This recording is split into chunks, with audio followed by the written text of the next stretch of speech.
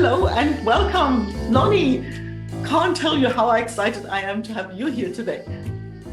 All right, all right, all right. That was my best Matthew McConaughey. I got to work on that. I'm pretty stoked myself, Anke. Thanks for having me. Let's roll.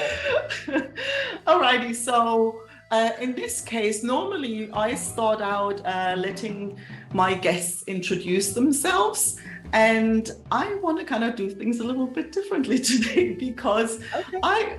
I want to first introduce Lonnee the way I've experienced her, because she is the heart and soul and genius brains behind My Fur Baby Wrote This Book. And if you've been in my world for any length of time, especially in the last couple of weeks, you would have heard me, well, I don't want to say ramble on, like spurred with excitement. Like, you can't be in my world and not have heard about the book. And yes, we're going to pop the link in. It's like, the first thing I learned from Lonnee was the word promo ho. Promo ho from a long time ago, yo. Exactly. So, so she's the heart and soul behind that project. And I am super happy to introduce her to you because she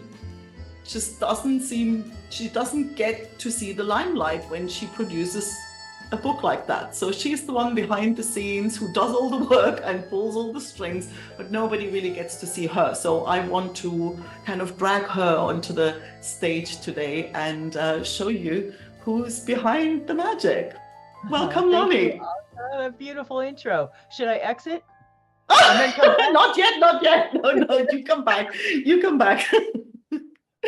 Let people exactly let people know where you're based, and so tell me, how did you get into the world of books? A long time ago, I had a radio show, and one of my call-in guests, I ended up meeting him in person, and I was blown away, really. I said, I don't know if you'll remember me. I started to say my name, and the talk show was called The Big Yes, and he finished my name for me. And it was the guy who just published, the co-author of Chicken Soup for the Soul, Mark Victor Hansen. And Mark threw his arm around me and had, stand up. It is the best broadcaster in Seattle. And as a result of that rapport that we developed, and I moved to Southern California, I ended up working right alongside with Mark and attending lots of Speak and Write for Millions workshops, and actually being the go-to person that was outside of his whole arena. See, Anke, this is the most important thing about what I do as a story development person and a content strategist, is coming in as a third party. You can see more than the participants. And so Mark would kind of like, run things by me. And how did this come across? And how did this sound? And I'm like, great. Can I take some more notes? Because what you just said was freaking brilliant. And I couldn't wait to someday apply all of that. And then that happened about 7 or 8 years ago when somebody gave me a chance, because I can see misspelled words upside down 50 yards away. And it's weird. It's one of those things. And I'd also become quite the poet, the Dr. Seuss lives in here, right? And so it was fun to offer some tips and things. But what this person did, who saw talent in me, was he also saw my ability to see much bigger picture. Because of a marketing background, podcasting background, speaking some, being able to see the bigger picture for writers, what's down the road and around the corner for you. Mm-hmm. And so combine that with my passion for nonfiction, for self-help, for keeping it real.com, right? Whatever. It worked together so that I could become this one-stop shop. I much prefer doing story development and content strategy and right out of the gate, because by the time you get into editing, if you're writing a manuscript, am I going too long here? Okay, good. I'm just going to keep talking. Okay. By the time you get into, listen, I've had people come to me with these overwritten, overblown manuscripts.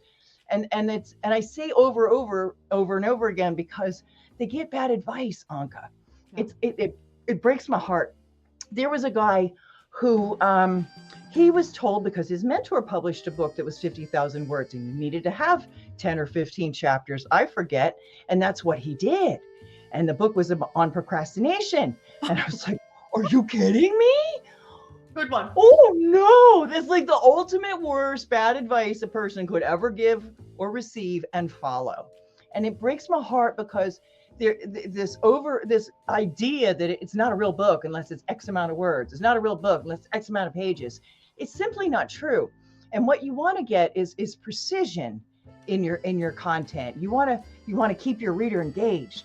And I like to weave See, the tale or spin a yarn. well, that's the thing. See, this is the piece, and I want to sort of just come in here from this perspective of having just experienced your magic on the other end, right? So, especially now, my book, my fur baby wrote the book, is basically through the from the point of view of our dogs and on cats, right? So Yes. for me, who I write emails, I write a lot of stuff, and there's always nonfiction, but and this one was hard, right? It was hard because it was emotional, but it was also hard because I was so keenly aware of the fact that, I had 13 years with this dog of mine, and they meant the world to me. And how can I write this in a way so it means something to somebody else, right?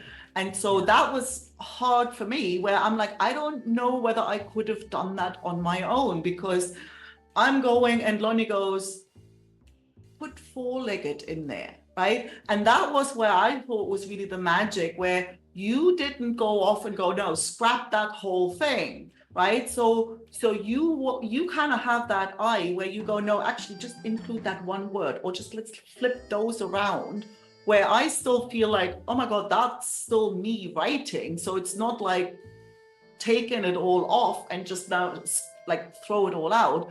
It was just that little shift, and all of a sudden you go, oh my God, like how that scene comes to life, right? And that, I think, is so often underestimated in nonfiction, because if you write fiction, everybody knows you need the characters and you need to have life, but I think it actually equally applies to nonfiction, and it's just overlooked a lot. So where I think you really bring that genius superpower in there to turn what could easily be a dry text into something that people really want to read.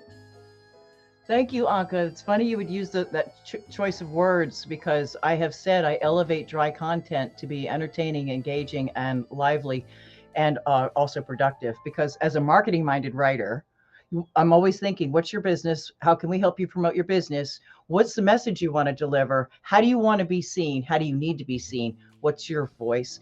And in this case, finding the voice for your pet, your fur baby. And Kai had a voice, and giving that back and forth. That's and often the words don't seem to go together. Creative, nonfiction. Wait a minute, how do those go together, right? But they do. Yeah. If you have somebody like we did, this rapport, that can come in and see things a little differently, they can zhuzh up your content, use some paintbrush words, and bring your story of life to life. Because it's important that you do, because dry content will lose your reader. I don't care if you write a fat book or a skinny book. If they get stuck at a lack of clarity or lack of interest because you haven't spoken to them, it's over. Yeah. And I think especially in the world of AI, and we're inundated, and it's going to get worse with, dull, mediocre, soulless content. So bringing that, gist and that life into whatever you're writing is, if it was ever critical, it's now. And to have that, and that's the thing, it's like when you write for yourself, like if you've ever written anything, like you go and you just can't see it, just like you can't see your own typos. That's why I think it is that. And even that right at the very beginning, it's like, where am I going to go with this? What am I going to do? Like, where am I, like, how am I going to come at this? I had an idea, with like, okay, yeah, oh, great. I want to use this to promote Soul Touched by Dogs, right? And the idea of, like, let's write through the lens of a dog, that's so cute. And then what, right? So I think even at the beginning, to take that fluffy idea and bring it down to earth, that's where I'm like, well, if you want to write anything, like, bring her in, because she'll make your life so much easier. Thank you so much, Anke. You brought up great points again.